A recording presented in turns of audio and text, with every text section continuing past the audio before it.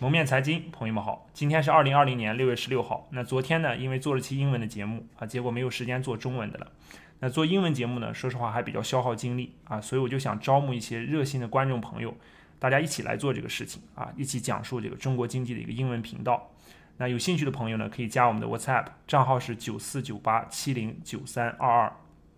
那好，回到今天的正题。那今天呢我讲两部分的内容，一部分呢是关于中国顶级富豪家庭被劫持的一个事。那我们看看这个背后呢给我们哪些启示。那第二部分呢也是非常关键的部分就是在2019年2月呢实施了一部法规很多人没有注意到，但其实这个法规呢是非常重要的一个法规，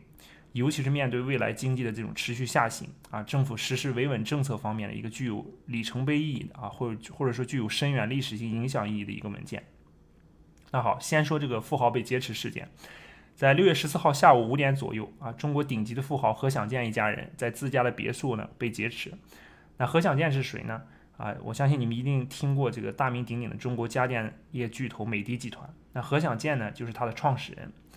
那这一家人被劫持以后呢，他的儿子何建锋成功的逃脱了。他从这个自家的别墅旁边的河中呢游泳游到对面去报警。那警察赶到以后呢，基本是对峙了差不多有一个晚上一直持续到第二天的晚上5点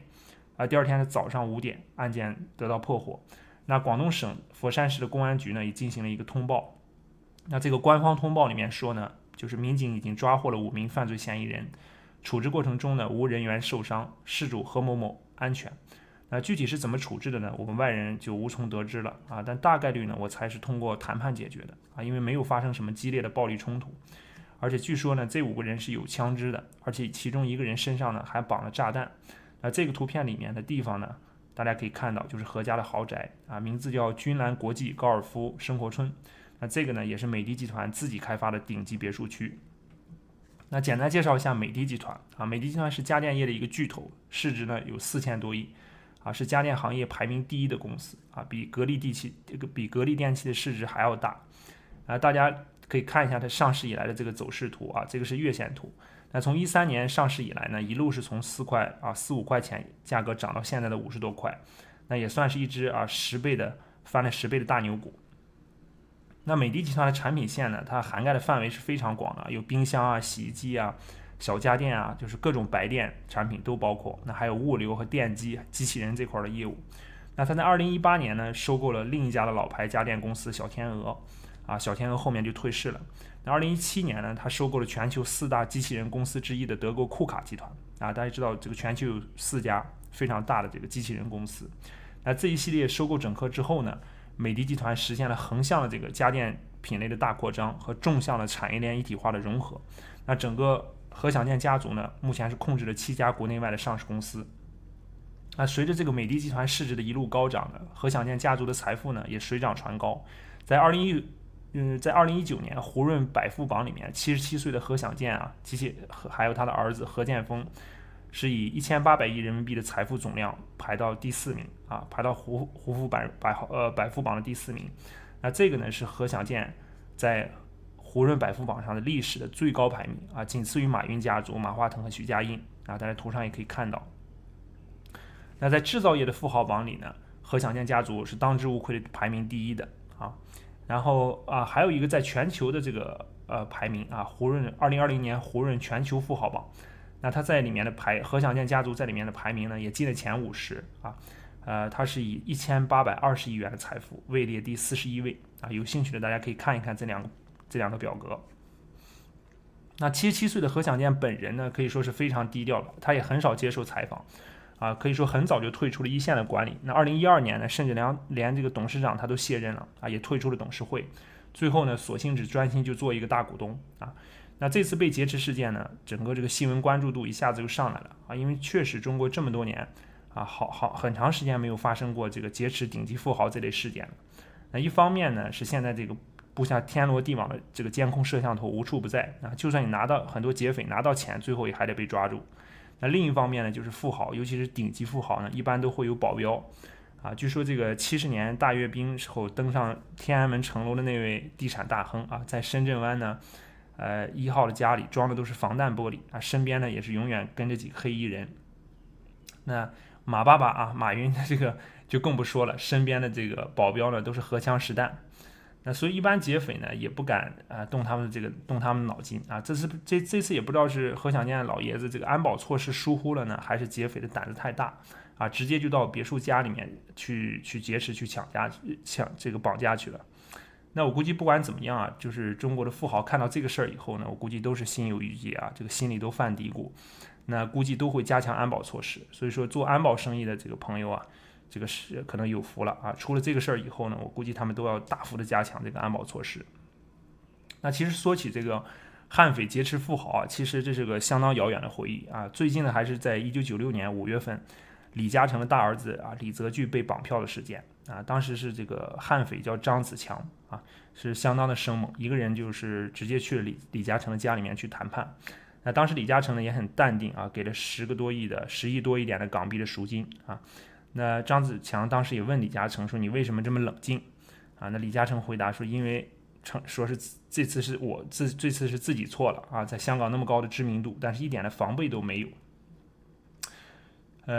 所以大家看这张图啊，这个张子强就是这位。那后来呢，在98年的时候呢，在中国的广东省被抓获了啊，可以说是碰到了社会主义的铁拳啊，他再挣扎也没有用，被判处了死刑。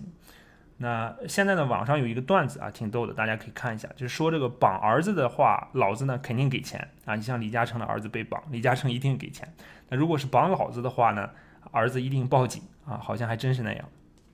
好，那事儿呢就是这么个事儿啊。他这个富豪被绑架劫持的这个事件啊，它可能是个偶发事件啊，是个单一事件。那也有可能背后呢有一些值得大众关注和警醒的背景因素。那我们就看看佛山市这个公安局啊怎么公布这个案件啊，怎么披露这个信息了啊，也可能什么也不披露。那如果披露的话呢，可以关注一下这5个人呢是什么背景啊，哪里获得的枪支和炸药，还有就是为什么明知有天罗地网啊，就是不可能逃脱呢，他还要铤而走险啊？对，还有就是在这个其实6月3号呢还发生了一个事件，只不过这个事件呢是发生在这个小人物的身上，而且也是在比较边缘的一个小城。那没有得到太多的关注啊，容易被选择性的忽视啊。大家可以看一下这个新闻，这个是广西梧州一个小学啊，有一个年龄50岁左右的男性啊，他砍伤了40个人，其中37名都是小学生。那这个很明显的就是一个报复社会的一个案件啊。但是官方呢对这件事的通报也很简单，那我们也看不到这个太多的信息，也不知道这个中年男性的这个背景和动机因素啊是什么啊。按理说呢，中国的维稳力量啊是举世公认的，再加上常年的这个扫黑除恶运动，大家都认为啊，就是这个中国是全世界最安全的国家啊，就人们很难相信绑架劫持富豪啊，这个变态砍杀小学生啊这类案件，这个发生在中国。但是呢，最近的这个何享健家族的这起恶性犯罪案件啊，确实是可能是一个标志性的一个事件啊，这个相当于这个。有的时候啊，这种灾难它不仅落在穷人的头上啊，它有时候也有可能落在富人的头上。那经济的下滑呢，尤其是持续的经济下滑，它对人们的影响呢是全方位的。它不光影响收入啊，它也影响人们的心态和行为。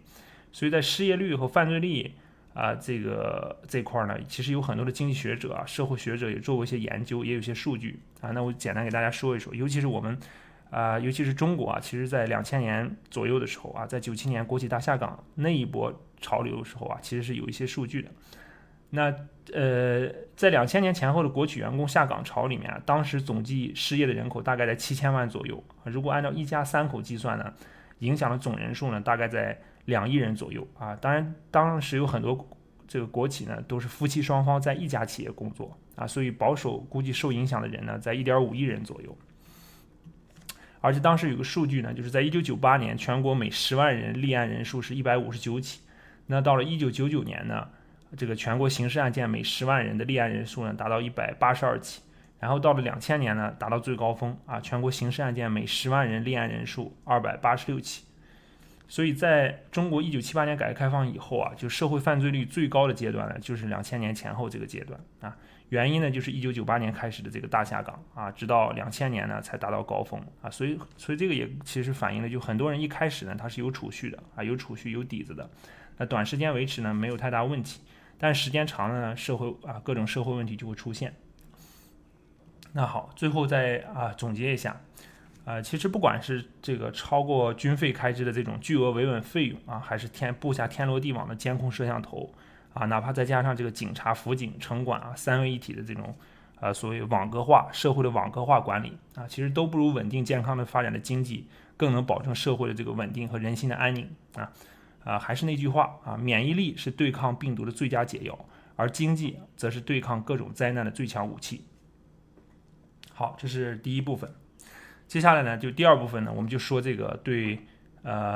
强力维稳或者说对这个社会影响深远的一个重要的法规这个法规呢是2019年2月1日实施的很多人对这个法规没有感觉但其实呢，我一会儿给大家分析一下就知道这个法规影响非常重大如果按照官方的话，就是说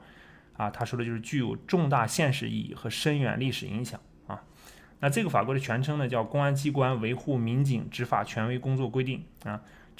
这个是咱们国家这个是中国就是公安机关第一部维护民警执法权威的部门规章，那也是中国呢第一部行政机关维护执法权威的这个部门规章，一共呢有33条我们来看几条重点的。那先看这个第3条第3条说就是公安民警呢依法履行职责，行使职权受法律保护，不受妨害、妨碍民警及其近亲属的人身财产安全，不因民警依法履行职责、行使职权行为受到威胁侵犯民警及其近亲属的人格尊严，不因民警依法履行职责、行使职权行为受到毁损、侮辱贬损、侮辱那这个挺长的，但实际上的总的意思呢，就是说在总则上呢，它第3条嘛，总则上呢给警察及其近亲属这个人身财产安全一个保护，在行使职权的时候呢，减少公安民警各方面的顾虑。下面呢，再看最重要的第14条。那第14条是说呢，民警按照法定条件和程序履行职责，行使职权，对公民、法人或者其他组织合法权益造成损害的，民警个人不承担法律责任，由其所属公安机关按照国家有关规定对造成的损害给予补偿。那这一条呢，其实是给这个公安民警这个卸下了心理负担，吃了定心丸就是执法的时候不用太担心赔偿问题。如果出了事儿的话，民警个人不承担法律责任由其所属单位兜着。那我们再看第9条第9条是说，行为人实施侵犯民警执法权威的过程，构成犯罪的，依法追究刑事责任；尚不构成犯罪，构成违反治安管理行为的，依法给予治安管理处罚。